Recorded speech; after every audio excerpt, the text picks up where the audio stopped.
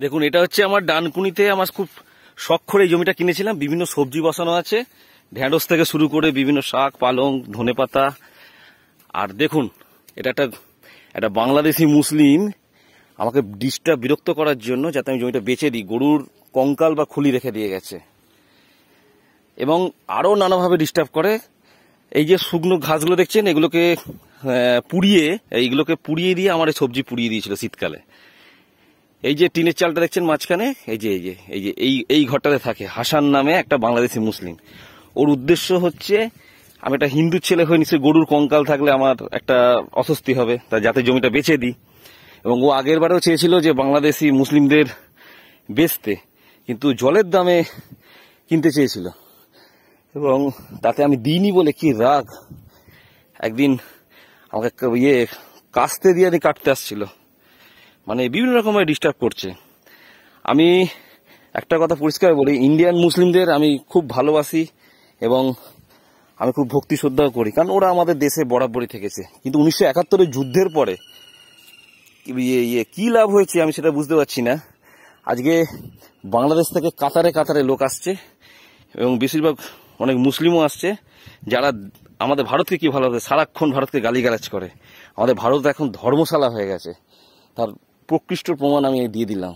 দেখুন কি অবস্থা, কত সুন্দর একটা জায়গা কিনেছিলাম ডানকুনির শেষ প্রান্তে, এবং এটা আজকে বিরক্ত করে। তারপর সবজি তুলে নেয়, কুমড়ো, লাউ, যা কিছু হবে সব তুলে নেয়।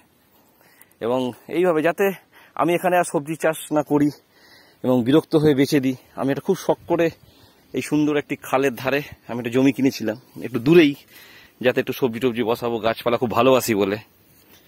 কিন্তু এটা ভেবে দেখুন, আজ থেকে 10-15 বছর পরে আমরা হিন্দুরা ঘর ছাড়া, জমি ছাড়া হয়ে যাব। আদৌ কি আমরা বাঁচতে পারবো?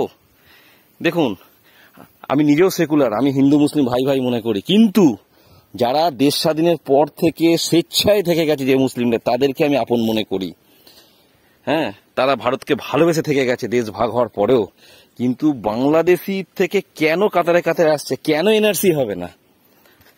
ভাববেন না এটা নিয়ে কোনো পলিটিক্স করছি, কারণ আমি নিজে ভুক্তভোগী। এনআরসি হোক, আরে যার কাগজ থাকবে সে থাকবে, যার কাগজ থাকবে থাকবে না।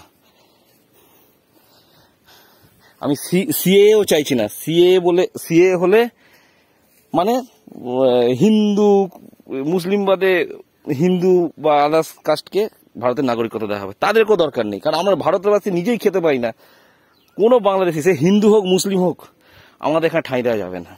তুমি যখন দেশভাগের সময় ভালোবেসে ওখানে ওই দেশে থেকে গেছিলে, এখন কেন তুমি থাকবে? যদি প্রমাণ চান, আমার ডানকুনি জমিতে আসতে পারেন। আমার নাম রাজীব পাত্র, আপনি প্রমাণ দেখতে পারেন। আমি সচক্ষে প্রমাণ দিলাম, মানে কিরকম ভাবে আমাদেরকে অত্যাচার করছে। আজকে ওরা সংখ্যায় কিন্তু এখনো কম, তাতেই এই অবস্থা। যখন সংখ্যায় বেড়ে যাবে, কারণ ওর 4-4টে বিয়ে, এক একটা পক্ষে 4-5টা করে সন্তান, তখন আমরা কোথায় যাব?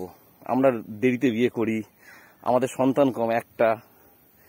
এটা ভেবে দেখুন, আমরা কি আদৌ কি সুরক্ষিত থাকবো? মনে হয় না।